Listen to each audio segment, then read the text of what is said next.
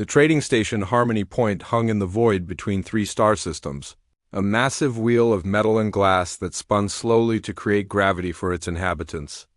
Captain Sarah Chun walked through the crowded market district, her boots clicking against the polished floor as beings from dozens of species haggled and traded around her. The Zephyrians, with their blue-scaled skin, argued loudly with Terran merchants over spice prices. Crystalline Vorthak clicked and chimed as they examined rare minerals. The tall, graceful Eridani moved like dancers through the crowd, their silver hair flowing behind them. Sarah had been stationed here for 2 years as the human liaison officer, and she thought she had seen everything. Then the screaming started, the crowd scattered like frightened birds, vendors abandoning their stalls as something massive moved through the market. Sarah pushed against the fleeing aliens, trying to see what had caused the panic. Her hand rested on her sidearm, but she kept it holstered. Whatever was happening, shooting first would only make things worse.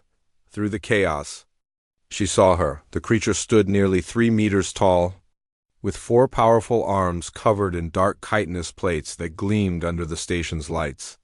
Her head was elongated, with mandibles that clicked nervously as she looked around at the empty stalls.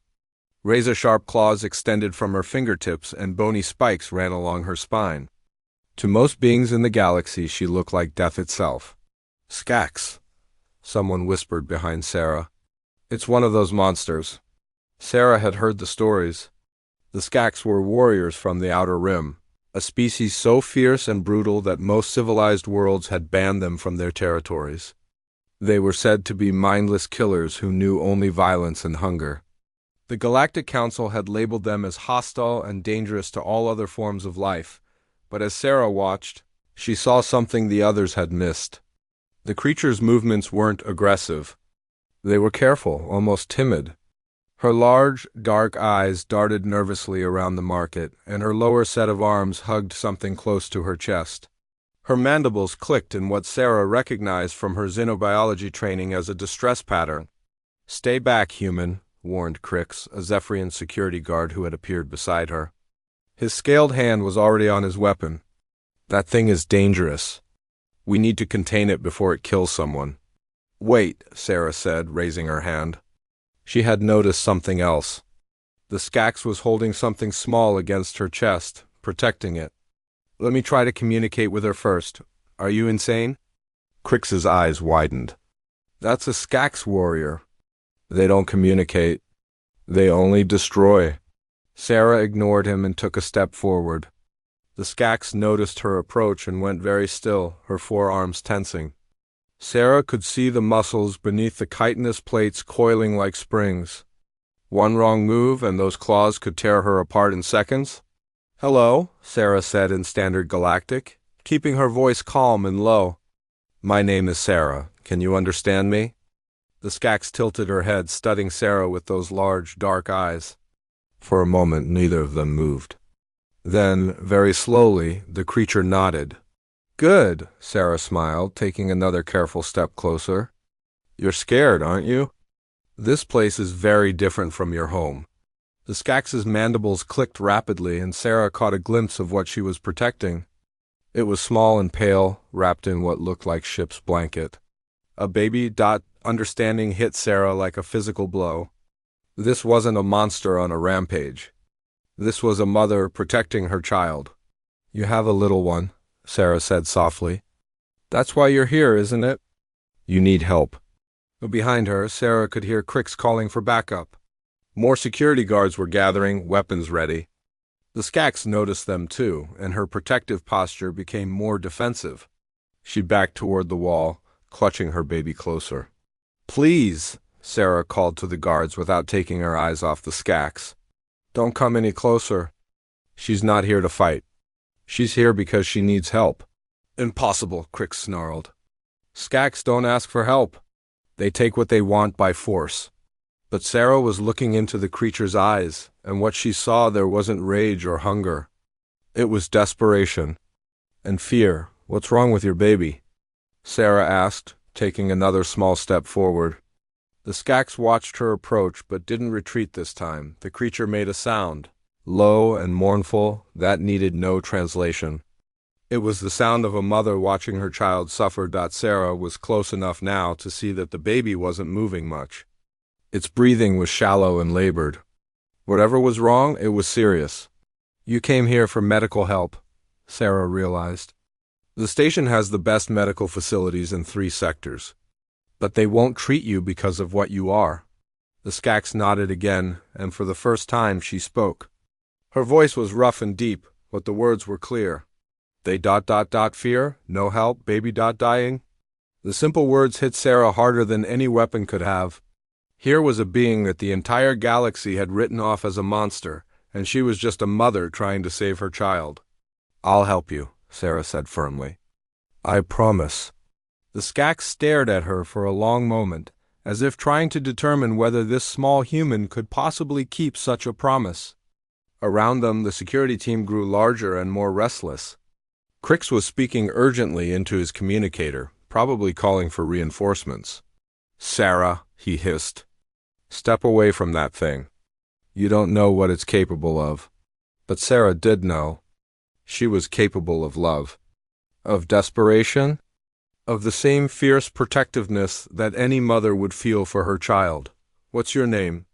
Sarah asked the Skax. The creature hesitated, then replied, Jakira. Jakira, Sarah repeated. That's a beautiful name. What's your baby's name? Nyx, Jakira whispered, looking down at the small form in her arms. My little star? Sarah felt her heart break a little. The baby's name meant beloved in the ancient Skax tongue, though she doubted anyone else on the station would know or care about that detail. Listen to me, Jakira, Sarah said. I'm going to help you get to the medical bay. But first I need you to trust me. Can you do that? Jakira's mandibles clicked uncertainly. Trust was probably not something that came easily to her kind, especially when it came to other species. The guards are getting nervous, Sarah explained. If we don't move soon, they might try to force us apart. I won't let that happen, but I need you to follow my lead, okay? After a moment that felt like an eternity, Jakira nodded. Sarah turned to face the security team, placing herself between them and the Skax. I'm taking her to the medical bay, she announced. Anyone who tries to stop me will have to go through me first. You can't be serious, Crix protested. That creature is a threat to everyone on this station. We have protocols? Your protocols are about to let an innocent baby die, Sarah shot back. I won't allow that, and if she attacks? If she kills someone? Sarah looked back at Jakira, who was watching the exchange with growing anxiety. She won't. She's not a monster. She's a mother. The captain won't approve this, Crix warned. Then he can take it up with me later, Sarah replied. Right now, I have a child to save. She gestured for Jakira to follow her, and together they began walking toward the medical section of the station. The crowd of security guards parted reluctantly, their weapons still drawn but no longer aimed directly at the Ska ducks as they walked. Sarah could feel the weight of dozens of eyes watching them. Word was spreading quickly through the station. A human was walking side by side with a Skax warrior, one of the most feared species in the galaxy. Some beings pressed themselves against the walls to give them a wide berth. Others stared in fascination or horror. Jakira noticed the stares too. Her head hung low, and Sarah could see the shame in her posture. She had probably faced this reaction everywhere she went. Ignore them, Sarah said quietly. They don't understand. But they will? You. Different, Jakira said. Other humans also fear. Some do, Sarah admitted. But not all of us. We have a saying on Earth, don't judge a book by its cover. It means you shouldn't assume things about someone based only on how they look. Jakira considered this. Skax have saying too. Sharp claws, soft heart, others see claws. You see heart? Sarah smiled. Exactly. They reached the medical bay and Sarah's confidence wavered slightly. Getting Jakira this far had been the easy part. Now came the real challenge, convincing the medical staff to treat a Skax. The waiting area fell silent as they entered. A Terran nurse behind the reception desk went pale, her hand moving toward the emergency alarm button. Don't, Sarah said firmly. This mother needs help for her sick child. You're going to provide it. I can't, the nurse stammered. We don't treat SCACs. It's against station policy. They're classified as hostile. Then unclassify them, Sarah replied. Because I'm not leaving until this baby receives medical attention. Dr. Voss, the chief medical officer, emerged from his office, drawn by the commotion. He was a tall, thin man with graying hair and the calm demeanor that came from years of dealing with medical emergencies. His eyes widened slightly when he saw Jakira, but he didn't retreat. Captain Chun, he said carefully. What seems to be the problem? The problem, doctor, is that you have a dying baby in your waiting room, and your staff is refusing to treat her based on species discrimination. Dr. Voss looked at the small form in Jakira's arms, and Sarah saw his medical instincts war with Station P. Dr. Voss worked quickly, his scanner moving over the small form of baby Nix while Jakira watched with desperate eyes. The examination room was cramped with the large SCAC's mother inside, but she pressed herself against the wall, trying to stay out of the way while remaining close to her child. The baby is severely dehydrated, Dr. Voss muttered, reading the scanner results. And her temperature is dangerously high. There's also some kind of toxin in her system. He looked up at Shakira. How long has she been sick? Shakira's mandibles clicked nervously. 7 cycles. Started after we left Kronak Station. Sarah translated quickly. 7 days. What happened at Kronak Station? They refused docking. Shot warning blasts. Had to leave quickly. No time to check ship systems properly. Dr. Voss frowned. Could be contamination from your ship's environmental systems? We'll need to run more tests. He began setting up in 4-line for the baby. His movements precise and practiced. Yakira watched every movement, her forearms tense and ready. Sarah could see the internal struggle in her posture, every instinct telling her to protect her child, but knowing she had to trust these strangers. She's going to be okay, Sarah said softly.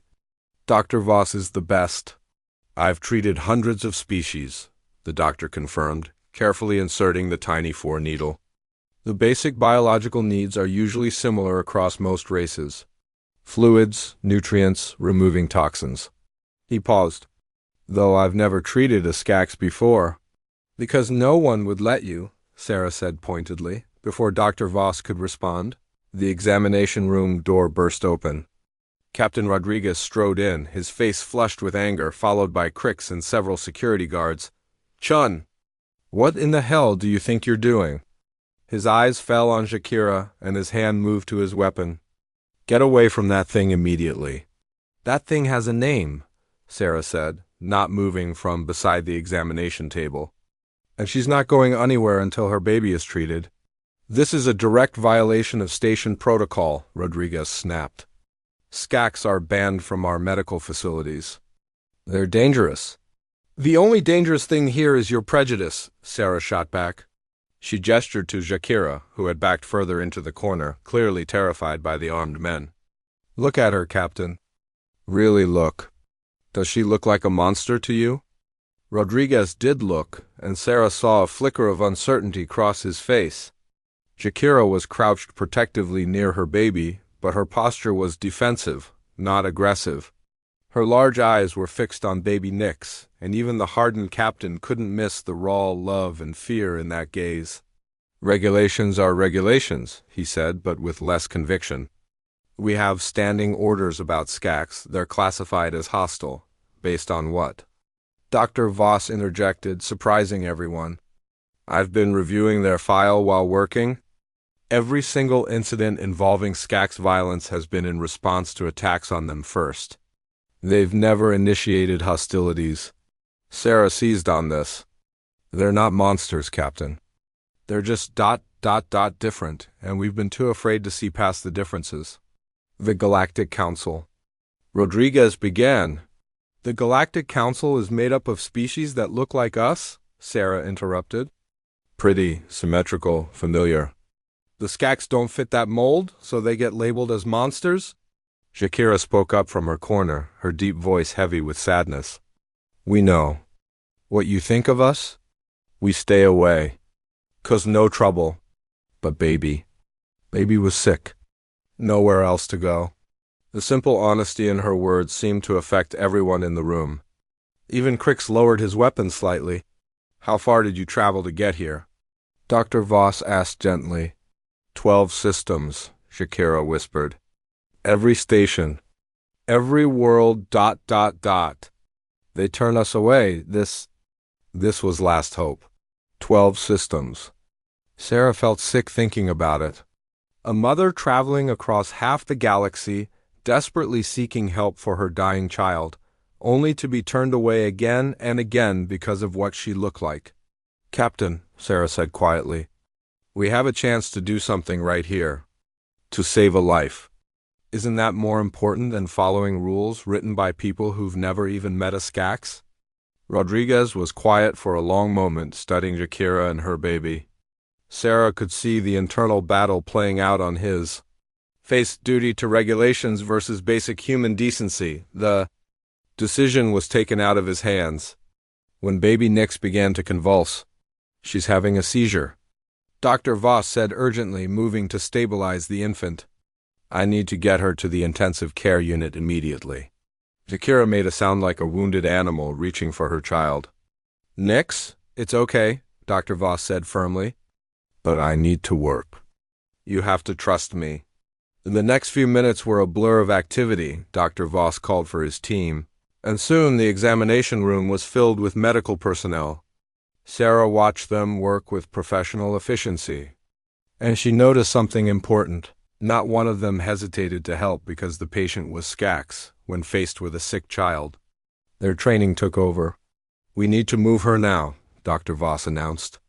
They transferred baby Nix to a mobile medical unit and headed for the intensive care ward.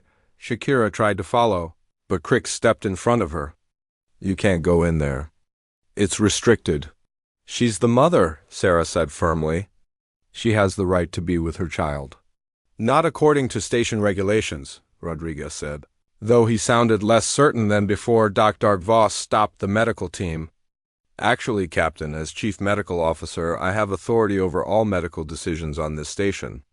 And I'm declaring that this mother will remain with her child during treatment. His voice brooked no argument. It's medically necessary. Separation could cause additional stress to both patients. Sarah could have hugged the doctor right then. Rodriguez looked like he wanted to argue, but Dr. Voss was technically within his rights. They reached the intensive care unit. And Sarah watched as the medical team worked to save baby Nix.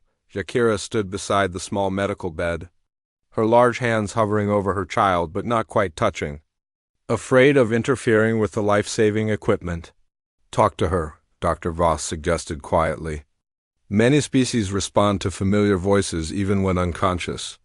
Shakira began to speak in her own language.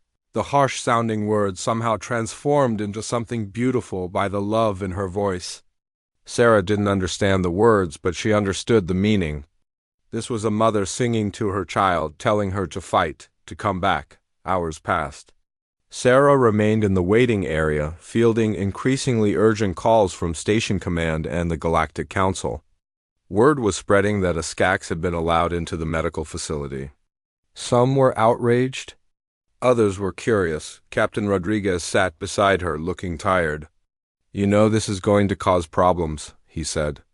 Good problems, Sarah replied. The kind that make people think. The council is demanding that we turn her over for questioning once the medical situation is resolved. Sarah turned to look at him. And will you? Rodriguez was quiet for a moment. A few hours ago I would have said yes without hesitation. Now ... He shook his head. I keep thinking about how far she traveled. 12 systems. How many mothers would do that for their children? Any good mother, Sarah said. Regardless of species. That's what scares me, Rodriguez admitted. If we've been wrong about the Skax, what else have we been wrong about? Through the observation window, they could see Dr. Voss working over baby Nix while Shakira continued her vigil.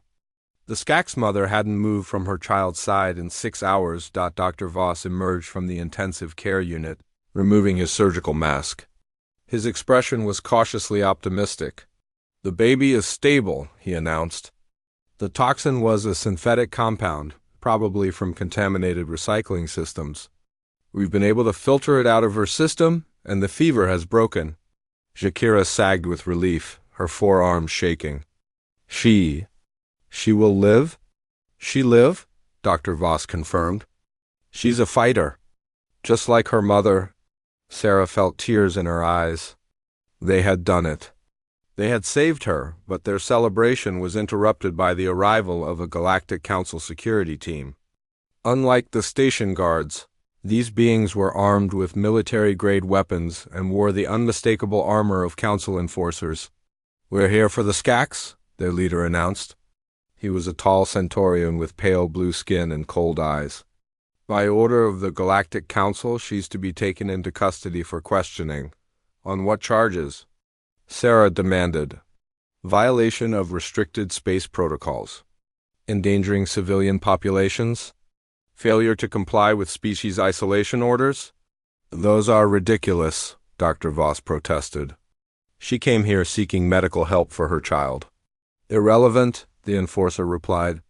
"Orders are orders." Sarah looked through the observation window at Shakira, who was still sitting beside her sleeping daughter. The Skax mother had heard the conversation and understood what was happening. Her shoulders slumped in defeat. "No," Sarah said firmly. "Excuse me?" The enforcer turned his cold gaze on her. "I said no. You're not taking her anywhere." "Captain Chun," Rodriguez warned, but Sarah ignored him. "This mother traveled across half the galaxy to save her child. She's done nothing wrong except love her baby and refuse to let her die. If you want to arrest her, you'll have to arrest me first." "That can be arranged," the enforcer said, signaling to his team, but before they could move, something unexpected happened. Dr. Voss stepped up beside Sarah. "You'll have to arrest me too, then." Then Nurse Peterson joined them. "And me." One by one. The standoff in the medical bay corridor stretched for several tense minutes before the Centaurian enforcer received new orders through his communicator. His expression shifted from cold authority to uncertainty. "Control is requesting a direct communication link with the human station commander," he announced reluctantly. Captain Rodriguez nodded to his communications officer, who quickly established a connection to the main viewer. The image that appeared was that of Council Prime Zalek, a dignified Eridani with silver hair and ancient eyes who served as the highest authority in the Galactic Council. "Captain Rodriguez," Zalek's melodious voice filled the corridor, "explain to me why you and your crew are defying a direct council order." Rodriguez straightened, but his voice remained firm. "Because the order is wrong, Prime. This Skax mother has committed no crime except trying to save her child's life." "The Skax are classified as dangerous," Zalek replied. "This classification exists for the protection of all civilized species." Sarah stepped forward. "Prime Zalek, with respect, when was that classification made?" "Over 2 centuries ago, based on initial contact reports." "Initial contact reports from whom?" Sarah pressed. "From the Skax themselves or from the species who encountered them first?" Zalek paused, and Sarah could see she had struck something. "The reports came from the hegemony worlds." Sarah exchanged glances with Dr. Voss, who nodded encouragingly. The hegemony had been a militaristic alliance that had since fallen apart due to internal wars. They weren't exactly known for their diplomatic approach to first contact. "Prime, I'd like to submit new evidence for your consideration," Sarah said. She gestured toward the observation window where Shakira could be seen gently stroking her sleeping baby's head with one clawed finger. "This is what a Skax monster looks like." Zalek's image leaned forward, studying the scene. For a long moment, the only sound was the soft hum of medical equipment. "The hegemony reports described the Skax as mindless killers," Sarah continued. "But look at her. She's been singing lullabies to her daughter for 8 hours straight. She traveled across 12 systems, facing rejection and hatred everywhere, just to find medical help. Does that sound like a mindless killer to you?" "The reports also mentioned their aggressive appearance," Zalek said, though his tone was becoming more thoughtful. The claws, the spikes, the mandibles ... Humans have teeth and fingernails, Dr. Voss interjected. Zephyrians have natural venom. Eridani can generate electrical discharges. Every species has natural defenses. Why should the Skax be judged differently? Before Zalek could respond, baby Nyx stirred in her medical bed. Her small eyes opened and she made a soft sound. Jakira immediately leaned forward, speaking to her daughter in gentle tones. The baby's tiny hand reached up, and Jakira carefully offered one finger for her to grasp, even through the communication link. The tender moment was unmistakable. Zalek watched in silence as the supposedly monstrous Skax mother cooed softly to her child. "Prime," Sarah said quietly, "what do you see when you look at them?" Zalek was quiet for a very long time. Around the medical bay, the various species represented, humans, Zephyrians, even some Vorthak medical technicians, waited for his response. "I see," Zalek said finally. "A mother and child." "Exactly," Sarah said. "Not monsters. Not threats. Just people trying to survive in a galaxy that's decided they don't deserve compassion." "The classification was made based on limited information 2 centuries ago," Rodriguez added. "Maybe it's time to reassess based on what we know now." Zalek's image shifted as he apparently consulted with other council members off-screen. The conversation was inaudible, but Sarah could see the debate was intense. Finally, Zalek returned his attention to them. "Captain Rodriguez, I'm suspending the arrest order pending a full review of the Skax classification. However, the individual in question must remain on your station until the review is complete." "Understood, Prime," Rodriguez replied. "She be our guest, not our prisoner." "See that she's treated with appropriate dignity," Zalek said. Then, looking directly at Sarah, he added, "Captain Chun, the Council would like you to prepare a full report on this incident. Your ... perspective may be valuable in our review." After the communication ended, the enforcers reluctantly departed. The medical staff returned to their duties, and the crowd in the corridor gradually dispersed. Sarah found herself alone with Shakira, who had finally emerged from the intensive care unit. "Baby is better," Shakira said, her voice thick with relief. "Dr. Voss says full recovery in few days." "I'm so glad," Sarah replied. "How are you holding up?" Shakira considered the question, her large eyes studying Sarah's face. "Confused," she admitted. "Why humans help? What you gain from this?" Sarah thought about how to explain something that seemed so obvious to her but was apparently foreign to Shakira's experience. "Among humans, we have an old saying, 'There, but for the grace of God go.' It means that any of us could find ourselves in a desperate situation, needing help from strangers. When we help others, we're really just hoping that someone would help us if our positions were reversed. Humans." "Strange," Shakira said, but there was warmth in her voice. "Good strange." Over the following days, something remarkable happened on Harmony Point. Word of the incident spread throughout the station, but instead of fear and anger, there was curiosity. Beings who had never seen a Skax up close began to observe Shakira as she spent time in the medical bay with her recovering daughter. They saw her reading to baby Nyx from what appeared to be children's stories. They watched her carefully eat only after ensuring her child had been fed. They witnessed her gratitude to every medical professional who helped, regardless of their species. Dr. Voss became particularly fascinated. "Their physiology is remarkable," he told Sarah. "Incredibly efficient healing capabilities, redundant organ systems for survival in harsh environments. And their brain structure shows high levels of activity in areas associated with memory and emotional processing." "You mean they're intelligent?" Sarah asked, though she already knew the answer. "Highly intelligent and deeply emotional. Their bonding with their offspring shows neurochemical patterns that are actually stronger than most species we've studied." This information began to spread through the academic networks.